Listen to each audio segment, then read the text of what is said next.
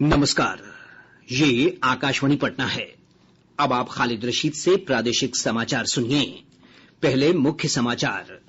प्रदेश में कोरोना संक्रमितों की संख्या तेजी से बढ़ रही है। 385 नए मामले सामने आने के बाद संक्रमितों का आंकड़ा 12,525 हुआ।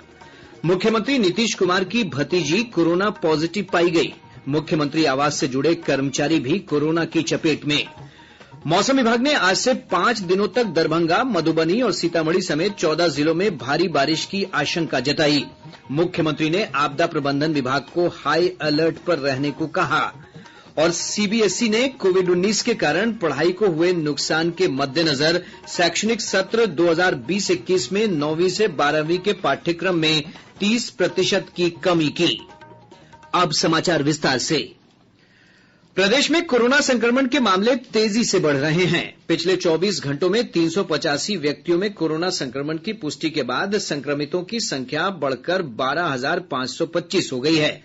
इनमें से अब तक 9,338 लोग स्वस्थ होकर अपने घर लौट चुके हैं। प्रदेश में स्वस्थ होने की दर 74.55% हो गई है। कल सबसे अधिक 56 कोरोना संक्रमित व्यक्तियों की पहचान पटना जिले में की गई। वहीं मुंगेर से 30, गया से 29, भागलपुर से 26, मधुबनी से 25, कटिहार से 24 और सुपौल जिले से 21 नए मामले सामने आए हैं। संक्रमित व्यक्तियों में मुख्यमंत्री नीतीश कुमार की भतीजी पॉजिटिव पाई गई हैं। मुख्यमंत्री कार्यालय से जुड़े 60 कर्मचारियों में भी कोरोना की पुष्टि हुई है। 2 विधायक भी संक्रमित पाए गए हैं। इधर विधान पार्षदों के शपथ ग्रहण समारोह में शामिल होने वाले 50 लोगों की रिपोर्ट पॉजिटिव आई है।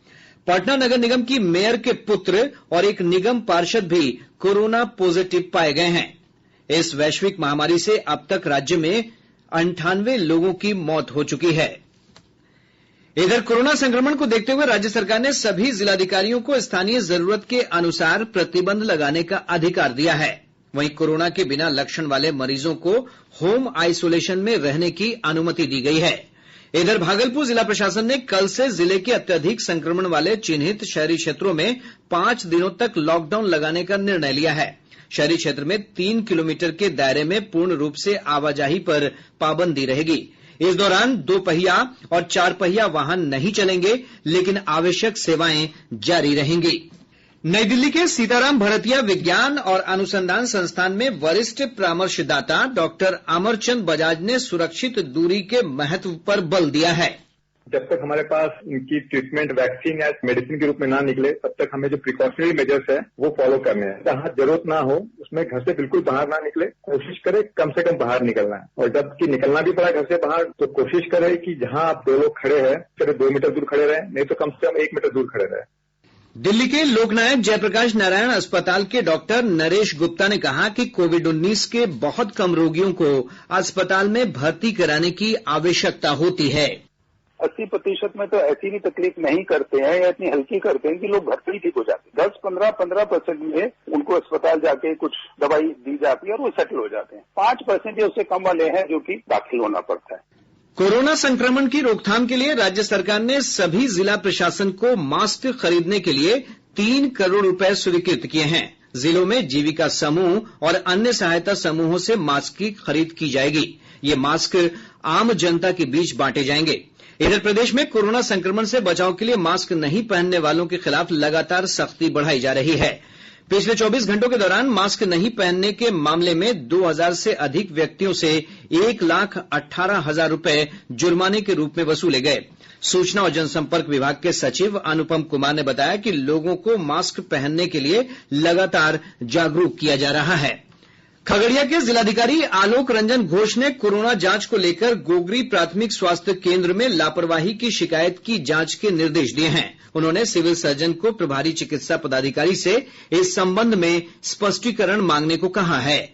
मुजफ्फरपुर जिले में कोरोना पॉजिटिव मामलों की बढ़ती संख्या को देखते हुए शहरी क्षेत्र में 4 कंटेनमेंट जोन बनाए गए हैं। जिला प्रशासन ने इन क्षेत्रों में रहने वाले लोगों से अधिक सतर्कता बरतने की अपील की है। पूर्वी चंपारण जिला मुख्यालय मोतिहारी में कोरोना संक्रमण के बढ़ते मामलों को देखते हुए सदर एसडीओ प्रियरंजन राजू ने जिलाधिकारी को 1 सप्ताह का लॉकडाउन लगाने का परामर्श दिया है। बिहार विधानमंडल का मानसून सत्र 3 अगस्त से शुरू होगा। विधानसभा के उप सचिव राजीव कुमार ने बताया कि सत्र के पहले दिन प्रथम अनुपूरक बजट पेश किया जाएगा। 6 अगस्त तक चलने वाले इस सत्र के दौरान 4 बैठकें आयोजित होंगी। केंद्रीय माध्यमिक शिक्षा बोर्ड सीबीएसई ने कोविड-19 लॉकडाउन के कारण पढ़ाई की हुई क्षति की पूर्ति के लिए 9वीं से 12वीं तक की कक्षा के पाठ्यक्रम में 30% तक की कटौती की है। मानव संसाधन विकास मंत्री रमेश पोखरियाल निशंक ने कहा कि मूल संदर्भ को बनाए रखते हुए शैक्षणिक सत्र 2020-21 के पाठ्यक्रम को तर्कसंगत बनाने का फैसला किया गया है। उन्होंने कहा कि देश और दुनिया में असाधारण स्थिति है। सीबीएसई को पाठ्यक्रम संशोधित करने और 9वीं से 12वीं तक के छात्रों पर बोझ कम करने की सलाह दी गई है। अखिल भारतीय तकनीकी शिक्षा परिषद ने घोषणा की है कि अब master of computer application MCA का कोर्स 2 वर्ष का होगा। अभी ये कोर्स 3 वर्षों का है। परिषद ने सभी उच्च शिक्षण संस्थानों को एमसीए के पाठ्यक्रम की अवधि में संशोधन करने को कहा है। इंटर में नामांकन की प्रक्रिया आज से शुरू हो रही है। छात्र शैक्षणिक सत्र 2020-22 में नामांकन के लिए 17 जुलाई तक ऑनलाइन आवेदन कर सकते हैं। बिहार विद्यालय परीक्षा समिति से प्राप्त जानकारी के अनुसार कला, वाणिज्य और विज्ञान संकाय मिलाकर कुल 16,53,000 से अधिक सीटों पर नामांकन लिया जाएगा। छात्रों के लिए वसुधा केंद्रों और जिला निबंधन केंद्र पर आवेदन भरने की व्यवस्था की गई है। राज्य सरकार ने 1ली से 12वीं कक्षा तक स्कूलों के संचालन के लिए 2 अलग-अलग समिति गठित करने का निर्णय लिया है। 1ली से 8वीं कक्षा के लिए विद्यालय शिक्षा समिति होगी, जबकि 9वीं से 12वीं कक्षा तक के लिए विद्यालय प्रबंधन कमेटी गठित की जाएगी। शिक्षा विभाग ने इस संबंध में अधिसूचना जारी कर दी है। शिक्षा विभाग ने सरकारी स्कूलों में पढ़ने वाले बच्चों को मिलने वाले मध्याह्न भोजन की राशि में बढ़ोतरी की है। मध्याह्न भोजन योजना के निदेशक कुमार रामानुज ने कहा कि 1ली से 5वीं तक के बच्चों को 397 रुपए और 6ठी से 8वीं कक्षा तक के बच्चों को 596 रुपए की राशि उनके खातों में भेजी जाएगी। ये राशि मई, जून और जुलाई महीने के लिए दी जाएगी। प्रादेशिक समाचार आप आकाशवाणी पटना से सुन रहे हैं। प्रदेश के विभिन्न क्षेत्रों में मानसून पूरी तरह सक्रिय है, जिससे अच्छी बारिश हो रही है। मौसम विभाग ने आज से 5 दिनों तक प्रदेश के कई हिस्सों में भारी बारिश की चेतावनी जारी की है। विभाग ने पूर्वी चंपारण, शिवहर, सीतामढ़ी, मुजफ्फरपुर, समस्तीपुर, मधुबनी, दरभंगा, बेगूसराय, खगड़िया, बांका, सुपौल, सहरसा, मधेपुरा और भागलपुर जिले में भारी बारिश का अलर्ट जारी किया है। इसे लेकर प्रशासनिक सतर्कता बढ़ा दी गई है। इधर मुख्यमंत्री नीतीश कुमार ने अधिकारियों के साथ बैठक में भारी बारिश और बाढ़ की आशंका को लेकर आपदा प्रबंधन विभाग और जिला प्रशासन को हाई अलर्ट पर रहने का निर्देश दिया है। उन्होंने जिलों में तैनात एनडीआरएफ और एसडीआरएफ की टीम को भी अलर्ट पर रहने का निर्देश दिया है। मौसम विज्ञान केंद्र पटना के वैज्ञानिक संजय कुमार ने कहा कि मानसून की सक्रियता बढ़ने से राज्य में भारी बारिश के साथ ही वज्रपात की आशंका बनी हुई है। इधर पिछले 24 घंटों के दौरान प्रदेश भर में वज्रपात से 21 लोगों की मौत हो गई। बेगूसराय में सबसे अधिक 7 लोगों की मौत हुई है। राज्य सरकार ने मृतकों के आश्रितों को 4-4 लाख रुपए सहायता राशि देने का निर्देश दिया है। आपदा प्रबंधन विभाग ने लोगों से बारिश के दौरान खुले में नहीं जाने की अपील की है। इसके अलावा पानी वाली जगहों पर टेलीफोन या बिजली के खंभों और पेड़ के नीचे बारिश के दौरान खड़े होने से भी मना किया गया है। इस दौरान मोबाइल फोन का उपयोग भी नहीं करना चाहिए। विभाग ने अपने परामर्श में कहा है कि बारिश के दौरान लोगों को पक्के घरों में छिपने का प्रयास करना चाहिए।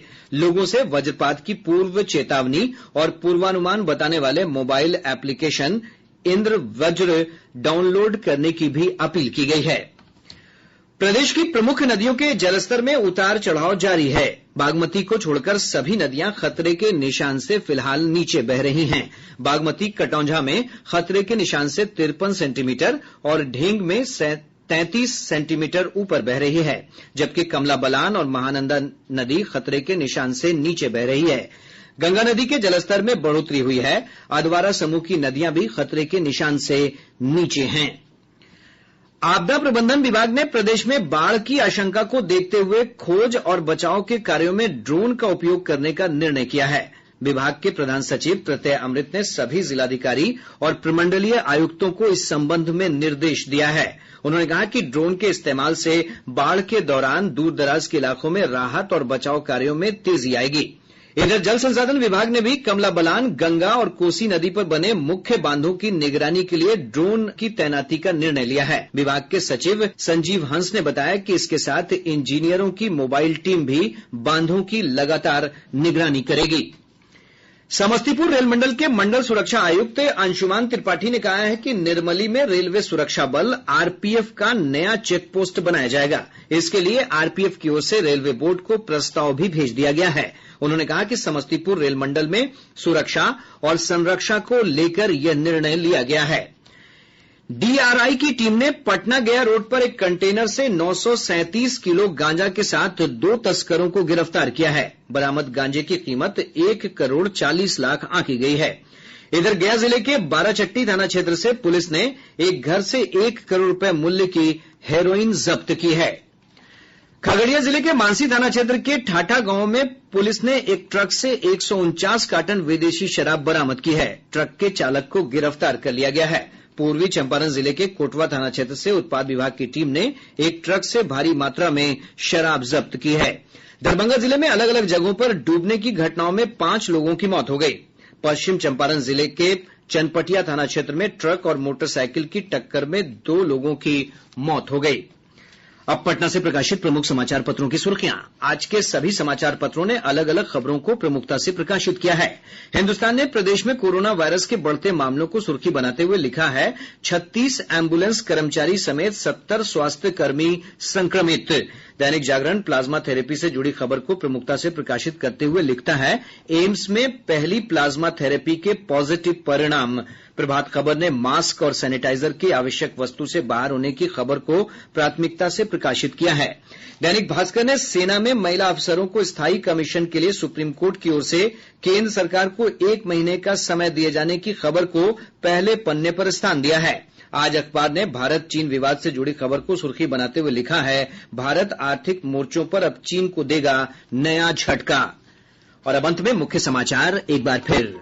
प्रदेश में कोरोना संक्रमितों की संख्या तेजी से बढ़ रही है। 385 नए मामले सामने आने के बाद संक्रमितों का आंकड़ा 12,525 हुआ।